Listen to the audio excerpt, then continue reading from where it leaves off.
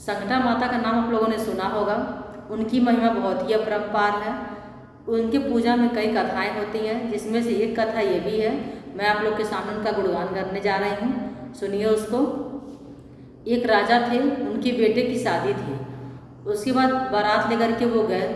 जब जाते जाते शाम हो गई तो सारी बारात वहाँ पे एक बगीचा था, उसी में सो गए। फिर जो कहार था वो सोचा कि तब तक मैं बीड़ी ही पी लेता हूँ। वो गया, गांव में एक बुढ़िया थी जो पूजा करने बैठी थी संकटा माता का। तो फिर उस बुढ़िया ने से बोले कि हमको थोड़ा सा आप माचिस दे दीजिए, मैं बीड़ी पीऊँगा।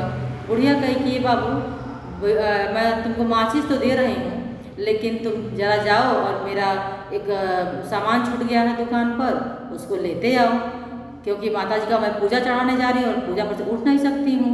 वो बोला अच्छा ठीक है, मैं जब तक आपका सामान लाऊंगा तब तक मैं माचिस कहीं और से मांग करके और बीड़ी पी लूँगा। वो कहाँ गया, दूसरे घर से माचिस मांग लिया और बीड़ी भी पी लिया। फिर जब आया तो देखा सारे बाराती एकदम सो गए हैं, एकदम बेहोश पड़े हुए हैं, कोई वहाँ से उठ ही नहीं रहा है। तो राजा बस जगे हुए थे। राजा तो चक्कर में पड़ गए कि ये मेरे बारातियों को क्या हो गया।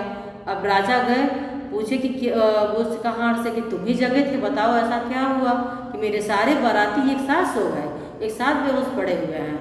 फिर कहार कहा कि अरे साहब, मैं तो कुछ भी नहीं किया, बस हमको बीड़ी पीना था, सारे लोग सो गए थे।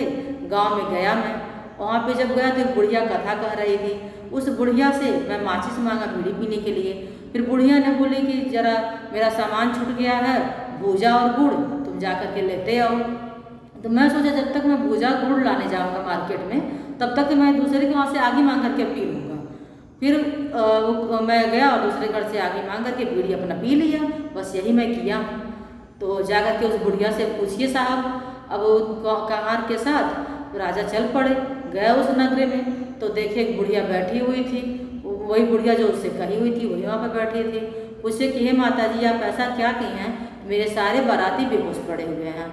बुढ़िया कही अरे सरकार, मैं एक तुच्छ जाति हूँ, मैं क्या कर सकती हूँ, बस माता जी से आप मन्नत मानिए, वही कुछ की होंगी, वही आपका उद्धार भी कर सकती हैं। और मैं तो बस इनसे कही थी मेरा सामान लेते आओ, ये नहीं लेके आए और गए अपना दूसरे घर से माचिस मांग करके बीड़ी पी लिए।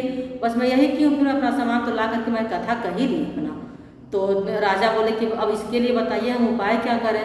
बोले कि ऐसा सरकार, आप जाइए और माता जी को मन्नत मान दीजिए कि हे संकटा भगवती, अगर मैं अपने लड़के का शादी अच्छे से करके वापस चला आऊँगा तो 7 सुहागन निवत करके और उसको पहले माता जी का प्रसाद खिलाऊंगा, उसके बाद ही दुल्हन को अंदर लेकर के जाऊंगा। फिर राजा वही मन्नत माने।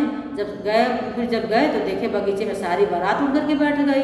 तो फिर राजा गए, अपने लड़के का शादी किए और जब घर पे दुल्हन लेकर के आए तो अपनी वाइफ से बोले कि ऐसा कि अभी दुल्हन को उतारना नहीं, जितना मिठाई उसके वहाँ से आया है 7 सुहागन को निवत दो और सबको बैठाओ, सबको पहले प्रसाद खिलाओ, फिर तुम दुल्हन उतार करके अंदर ले जाना। ऐसी ऐसी हादसा हुई थी, मैंने मन्नत माना हुआ है।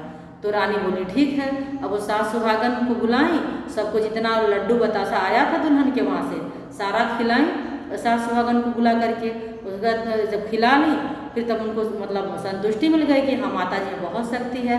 हे माता रानी, ऐसे ही मेरी मनोकामना पूरा करना और सबकी भी मनोकामना पूरी करना।